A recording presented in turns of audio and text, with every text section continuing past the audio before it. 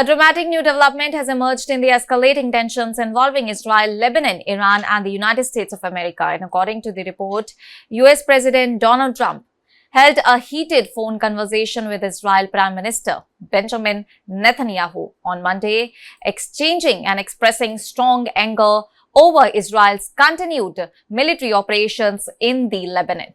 Reports familiar with the call claimed that Donald Trump sharply criticized Netanyahu, accusing him of damaging Israel's international reputation through ongoing airstrikes and military actions. One US official cited in the report said that Donald Trump even questioned Netanyahu's judgment and suggested that Israel's political and diplomatic standing was suffering because of the escalation. The reported exchange came at a particularly sensitive moment, as Iran had earlier warned that it could walk away from ongoing negotiations with the United States if Israel attacks in Lebanon continued.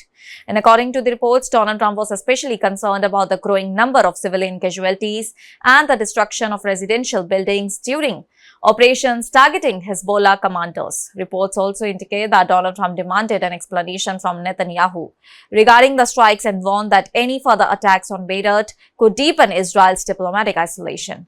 However, Donald Trump later presented a very different picture publicly and in a post on Truth Social.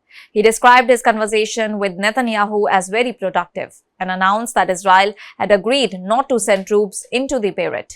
Donald Trump claimed that any Israel forces heading towards the Lebanese capital had already been recalled. He also stated that through intermediaries, he had communicated with Hezbollah and secured an understanding under which both the sides would stop firing. And according to Donald Trump, Israel would refrain from attacking Hezbollah and Hezbollah would halt its attacks on Israel. Meanwhile, developments on the ground remained highly volatile, as Israel had earlier ordered strikes on Beirut's southern suburbs following what it described as repeated ceasefire violations by Hezbollah. Israel authorities said that these strikes were necessary in order to protect Israel citizens from continued rocket and missile attacks. And the warning triggered a mass exodus from parts of the southern Beirut as residents rushed to leave areas considered potential targets. And despite the tension, signs of diplomacy have begun to emerge as Lebanese officials confirmed that Hezbollah had accepted a US-backed proposal that is aimed at reducing hostilities. And under the arrangement, Israel would suspend airstrikes on Beirut's southern suburbs, while Hezbollah would halt attacks on northern Israel. Lebanese officials hope that this limited understanding could eventually expand into a broader nationwide ceasefire. And at the same time, the wider regional conflict continues to create new challenges, as Iran reportedly launched 2 ballistic missiles towards a US military base in Kuwait, although both were intercepted before reaching their respective target. Tehran said that it reserves the right to respond to the military actions against its interest. And despite all these tensions, reports suggest that US-Iran negotiations remain active, with diplomatic contacts continuing in an effort in order to prevent further escalation. The United States has also carried out what it described as self-defense strikes on Iranian targets, including locations near Gorak and Keshem Island following the reported drowning of a US drone. Well, Donald Trump has maintained that his proposed agreement with Iran clearly addresses concerns surrounding Tehran's nuclear program and could potentially lead to a broader regional settlement. The conflict has also had economic consequences, and in order to stabilize global energy markets, the United States has released approximately 58 million barrels of oil from its strategic petroleum reserve. Combined with a larger coordinated release by the members of the International Energy Agency, the move has helped prevent a sharp surge in oil prices.